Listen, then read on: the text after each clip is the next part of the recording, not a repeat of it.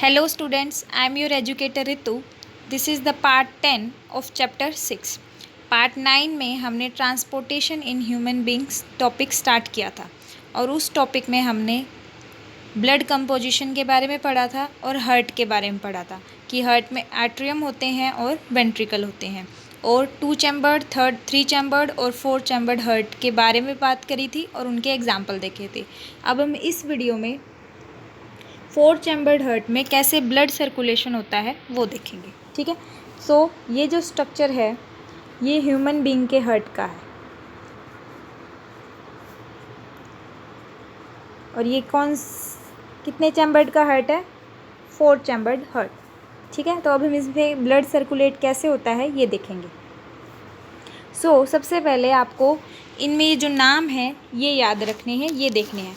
तो 4 chambered heart है तो 2 एट्रियम होंगे और 2 वेंट्रिकल होंगे। Right atrium, left atrium, right ventricle, left ventricle, कुछ ऐसे। ये राइट एट्रियम, ये लेफ्ट एट्रियम, ये राइट वेंट्रिकल, ये लेफ्ट वेंट्रिकल। तो ये कितने चैम्बर हो गए? 4 चैम्बर। अब आपको ये बात ध्यान रखनी है कि जो राइट साइड वाला पार्ट है, ये जो राइट साइड वाला पार्ट है, जैसे कि इस डायग्राम में भी देख रहे हैं आप, ये किस कलर का है? ब्लू कलर का है। इसका मतलब क्या है कि यहाँ पे कौन सा ब्लड है? डीऑक्सीजनेटेड ब्लड है। कौन सा ब्लड है? Deoxygenated blood.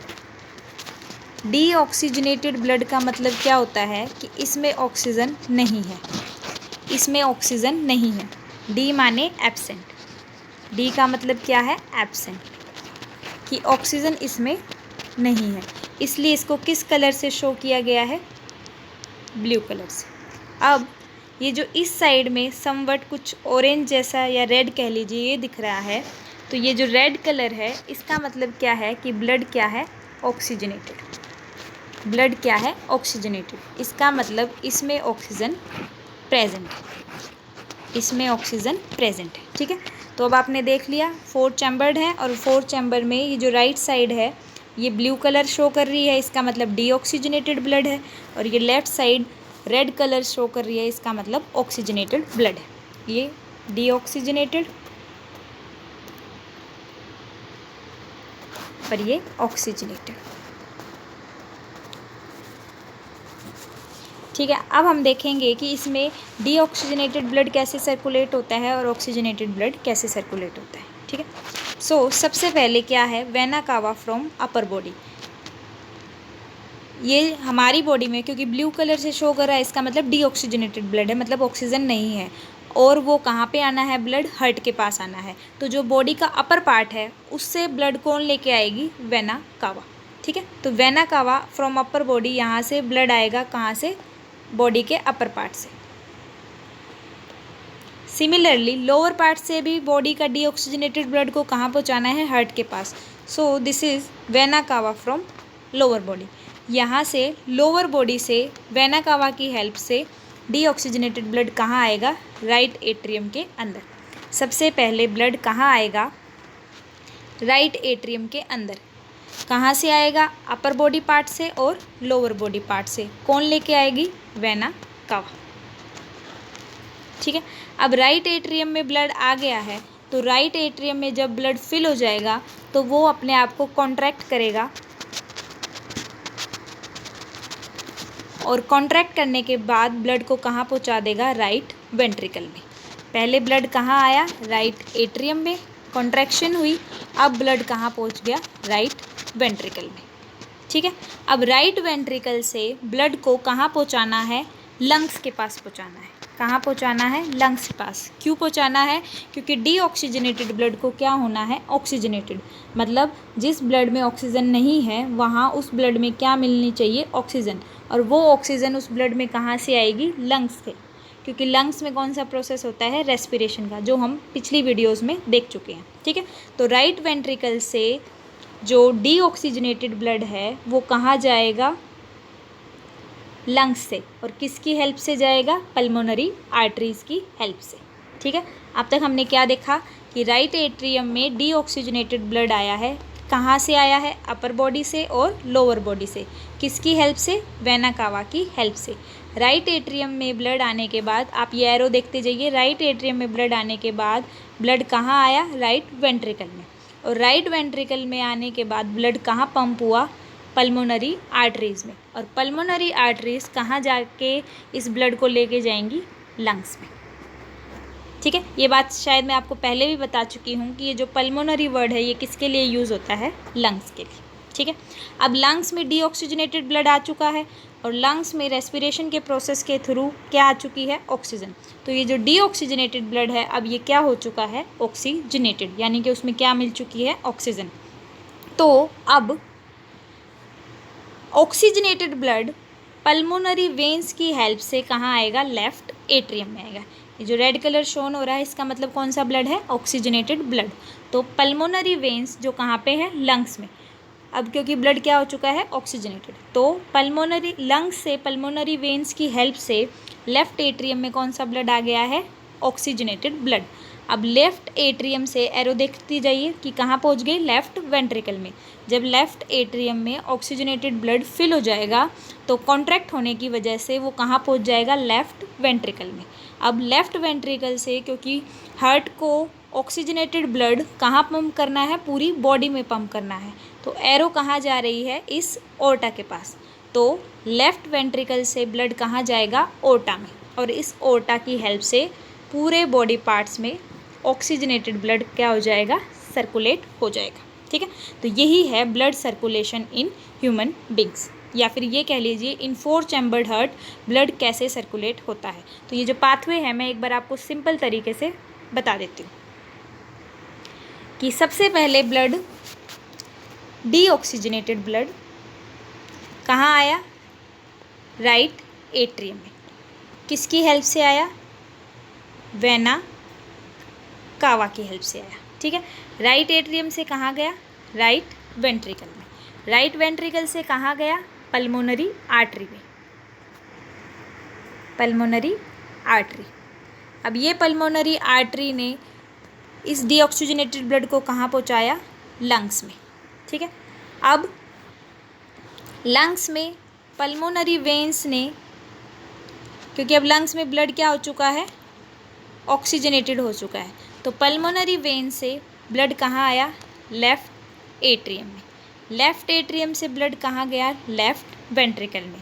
लेफ्ट वेंट्रिकल से फिर ब्लड कहाँ गया, ओर्टा में, और ओर्टा से ब्लड कहाँ गया, बॉडी पार्ट्स में। यही क्या है, ब्लड सर्कुलेशन।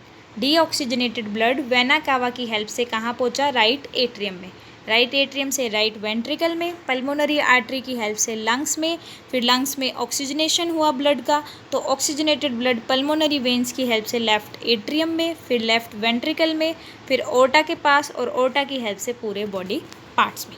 ठीक है, I hope you will all understand this. अगर फिर भी कोई डाउट हो तो प्लीज़ कमेंट सेक्शन में पूछ लीजिएगा। एक और चीज़ है इस डायग्राम में जो रह गई है, this is this septum dividing wall. जैसे कि 4 चैम्बर्ड हार्ट है, मैं आपको पिछली वीडियो में भी बताया था कि जब 4 चैम्बर्ड हार्ट होता है तो जैसे ये right atrium, left atrium, right ventricle, left ventricle, तो इन दोनों को, इन चारों चैम्बर को आपस में क्या होना है, सेपरेट होना है। तो इनको किसकी हेल्प से सेपरेटेड होते हैं, ये सेप्टम की हेल्प से। सेप्टम एक तरह से कुछ आप कह सकते हैं दीवार जैसी या वॉल लाइक स्ट्रक्चर है जो इन चैम्बर्स को क्या करता है, डिवाइड रखता है, ताकि क्या ना हो, मिक्सिंग ऑफ ब्लड ना हो, मिक्सिंग ऑफ ब्लड नहीं हो। ठीक है, अब नेक्स्ट, ये जो अभी समझाया है इसका सिंपलर वे है। जैसे कि आप देख रहे हैं ये क्या है, हार्ट का स्ट्रक्चर। इसमें ये right atrium, right ventricle, left atrium, left ventricle. अब हमने क्या देखा था कि वेना कावा की हेल्प से डीऑक्सीजनेटेड ब्लड कहाँ आएगा, राइट एट्रियम में, फिर राइट एट्रियम से कहाँ जाएगा, राइट वेंट्रिकल में। अब ये राइट वेंट्रिकल में ये जो ब्लू कलर का है पल्मोनरी आर्टरी से किसके पास पहुंचा, लंग्स के पास पहुंचा। अब लंग्स में क्या हो गया है, ऑक्सीजनेशन हो चुका है, तो अब इसको लेके कौन आएगा, पल्मोनरी वेन्स। कहाँ से, लंग्स से ही। कहाँ पहुंचाएंगी, लेफ्ट एट्रियम में, लेफ्ट एट्रियम से लेफ्ट वेंट्रिकल में, लेफ्ट वेंट्रिकल से ओर्टा के पास, और ओर्टा से पूरी बॉडी में।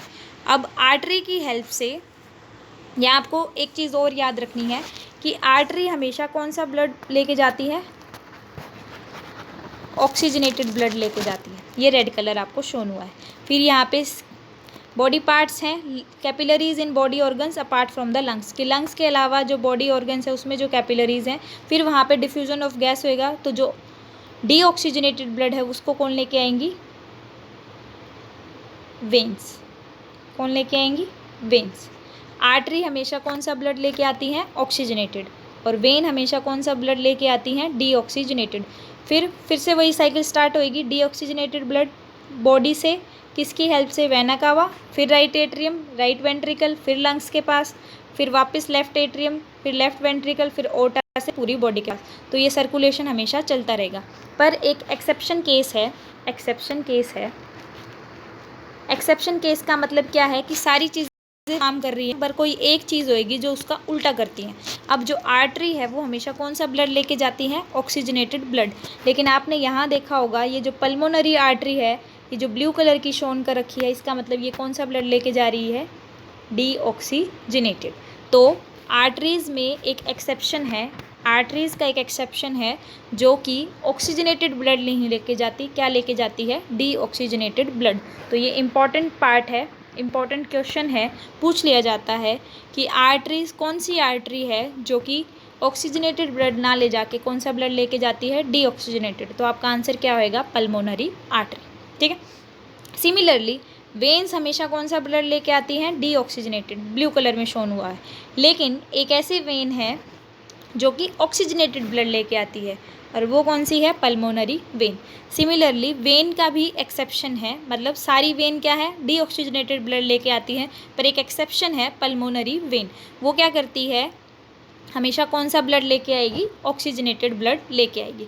तो यहाँ पे दो इंपॉर्टेंट पॉइंट है आपको याद रखने हैं। पल्मोनरी आर्टरी हमेशा डीऑक्सीजनेटेड ब्लड लेके आती है और पल्मोनरी वेन हमेशा ऑक्सीजनेटेड ब्लड लेके आती है। लेकिन ओवरऑल जनरली आर्टरी हमेशा ऑक्सीजनेटेड ब्लड लेके जाती है और वेन हमेशा डीऑक्सीजनेटेड ब्लड। ठीक है। अब ये जो पार्ट रह गया है वो हम नेक्स्ट वीडियो में कवर करेंगे। Till then thank you so much, stay home, stay safe.